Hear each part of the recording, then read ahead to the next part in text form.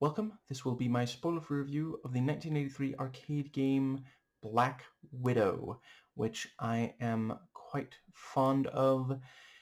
I played this on PC through the Atari 50 Anniversary Collection, possibly one of the DLC, I forget. And yeah, I think that does lead very nicely into... So this doesn't really have a plot. Basically, you are playing as, a Black Widow, the Spider, not the Marvel character, played brilliantly by Scarlett Johansson, Florence Pugh. But basically, the level is the web, and you are moving around on the web shooting all these bugs that, they insta-kill you. There's at least one type that, as far as I can tell, pretty much, I'm not sure you can take out until it has dropped off an egg. And basically, this is one of those arcade games where you can move up, down, left, right, as well as diagonally of all of those, so 8 directions total. And those are also the directions that you can shoot. I didn't know spiders could do that, but for the sake of the game, I appreciate they took the creative liberty. And yeah, basically you are like shooting this pretty fast, projectile. Basically, like, it's almost like an automatic, like, submachine gun or something. And yeah, you have to take them out. If you are slow, they will crowd you. And as mentioned, you have to watch out for the one that the one type that will drop off an egg, and the once the egg hatches, you have to take out the contents. Some of them will drop these I guess coins or something, which you have to pick up, or if you want a high score, you do. So you're watching for those, trying to pick those up without getting too close to the enemies and such. And like other arcade games, it does that thing where it doesn't necessarily vary tremendously, but it gets faster and thus more difficult. Right.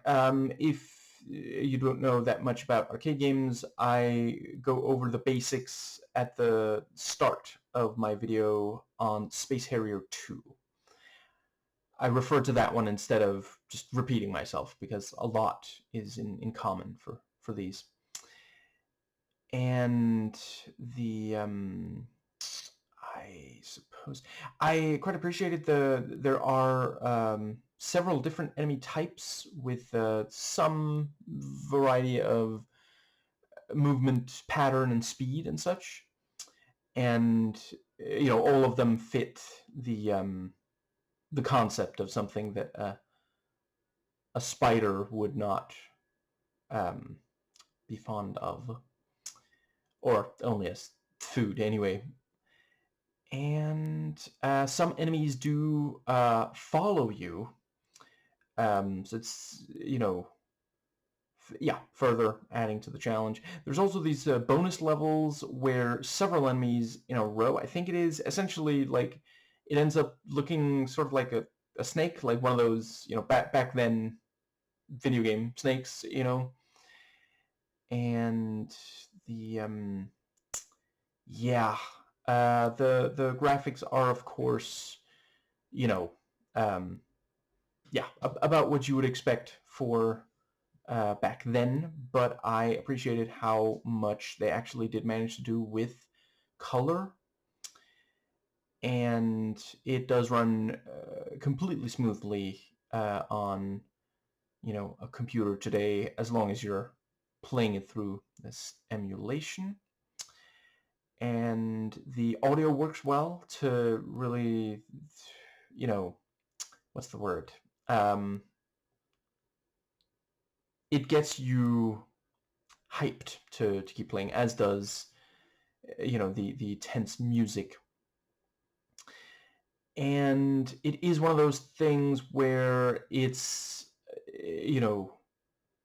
challenging, but also like addictive. Like, it's the kind of thing that you just keep wanting, more of, if it's your kind of thing.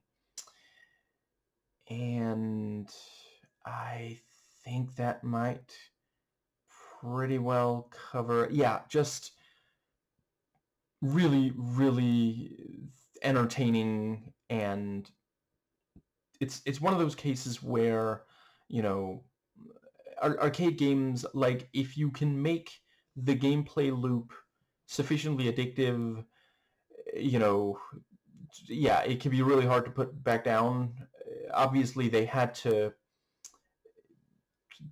was only so much they could do to keep it from being simplistic, but they could make it like sufficiently rewarding to play. And yeah, like every single time an enemy got me, I was immediately thinking, okay, I need to be faster, or I need to, move.